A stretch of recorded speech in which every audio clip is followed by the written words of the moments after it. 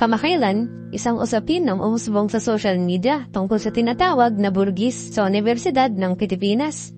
May ilang student influencers mula sa universidad na nagpahayag na hindi sila burgis pagkatapos ng mga akusasyon laban sa kanila dahil sila rin ay nakararanas ng financial difficulties at iba pang challenges. Iba-iba ang naging reaction dito. Ang iba ay kontento, ang iba na may hindi. Ang State University raw ay dapat para sa mga mahihirap. Mapansin-pansin ang mga ilang komento na ano ba ang burgis. Yan ang sasagutin ng videong ito at pag-usapan natin ng mas malawak ang isyong ito na magbibigay ng mga bagong kaalaman. Feel free to share comments and opinions sa ating comment box. Stay curious, stay awesome, and stay tuned. Ako si Aling Teta at ito ang Aling Teta Trivias.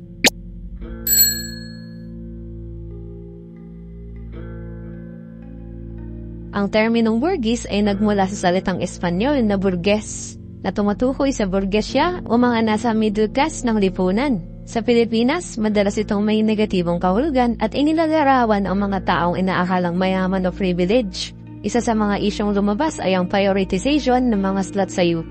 Ayon sa mga kritiko, mas marami raw ang mga estudyanteng burgis kaysa sa mga kabilang sa marginalized sector na nakakapasa sa UPCAT o University of the Philippines College Admission Test. Kilala ang universidad bilang State University o paaralang pinamamahalaan ng gobyerno kung kaya't libre ang matrikula rito na mas magbibigay ng kagaanan sa mga mahihirap na estudyante na makapag-aral at makapagbibigay pa ng pinakakalidad na edukasyon. Ang UP ang nauunang universidad sa bansa.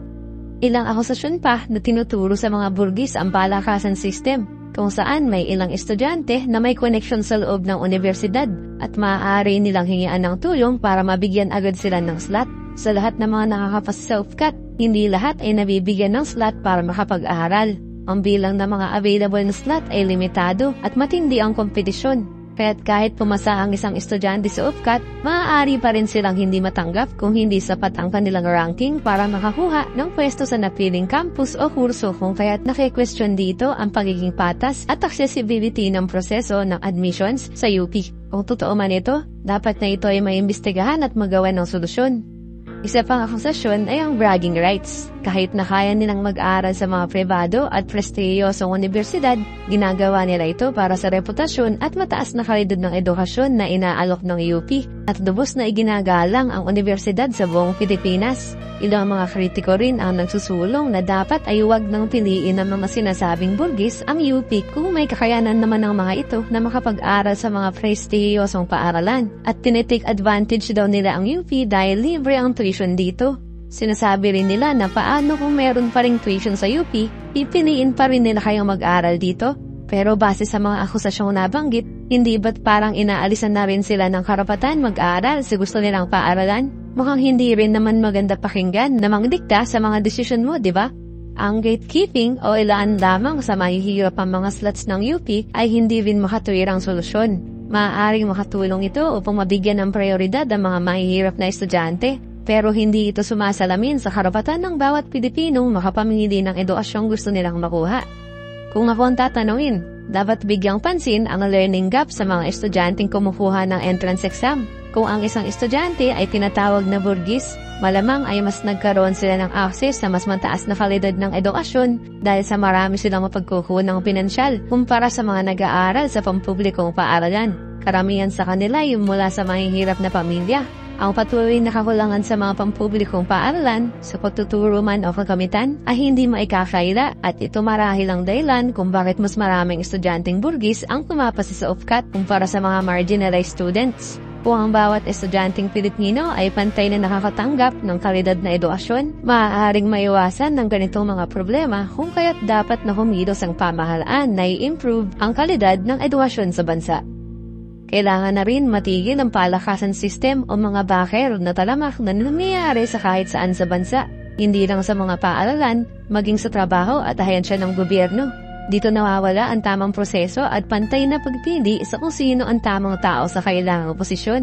Dahil sa mga backer, nabibigyan ng posisyon ng mga taong maaaring hindi deserving o pinaghirapan ng posisyon. Mapaslat man ito sa UP, posisyon sa trabaho o kung anuman. Dapat na mas maging transparent ang UP sa pagbibigay ng SDAT sa mga estudyanteng nakakapasa kung bakit sila ang unang nabigyan. Kung hindi matitigil ang ganitong bulok na sistema, baka magpatuloy pa rin ito hanggang sa mga susunod pang henerasyon.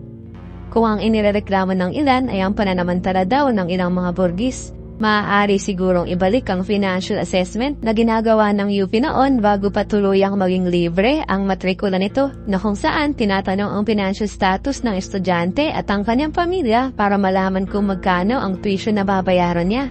Sa ganitong paraan, ang nakalap na datos ay maaaring gamitin bilang batayan para sa paglalaan ng mga slot ng estudyante. Mas malaki ang magiging tulong nito sa mga mahihirap dahil sa taas ng porsyento nito sa populasyon ng bansa. Pero kahit papano, hindi pa rin mawawalan ng slot ang mga nasa middle at upper class.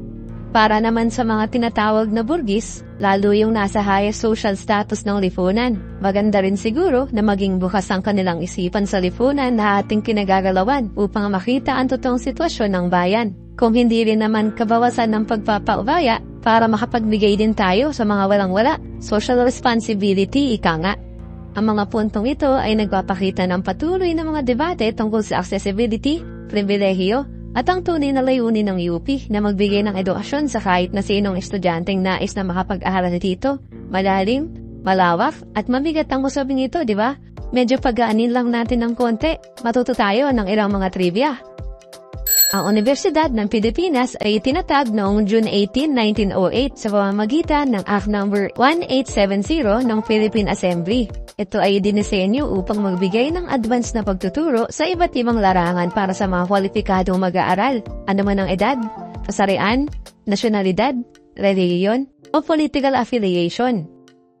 Ang UP system ay may 8 constituent universities at 1 autonomous college na matatagpuan sa 17 campuses sa buong Pilipinas. Kasama rito ang UP Diliman, UP Los Baños, UP Manila, UP Visayas, UP Open University, UP Mindanao, UP Baguio, UP Cebu at UP Tacloban. Sa pinakabagong rankings, ang UP ay nasa pagitan ng 1,201 at 1,500 sa World University Rankings 2024. Ito ay 69th sa Asia at ika-4 sa Timog Silangang Asya. Kasama sa mga alumni ng UP ang isang Nobel Peace Prize laureate, 7 sa 17 na Pangulo ng Pilipinas, 14 sa 26 Chief Justices, 36 sa 42 National Scientists, at 40 sa 57 National Artists. Ang mga alumni ng UP ay kinabibilangan din ng pinakamaraming senador at miyembro ng Philippine House of Representatives kumpara sa ibang mga universidad. Sana nagustuhan mo at marami kang natutunan sa video ito. Kung nabitin ka sa mga trivias natin, comment ka na lang sa baba for part 2.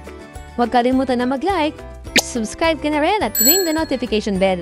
Kung may gusto ka na ma-feature sa channel natin, comment mo lang rin sa baba. Hanggang sa susunod mga ka-trivia! Thank you for watching.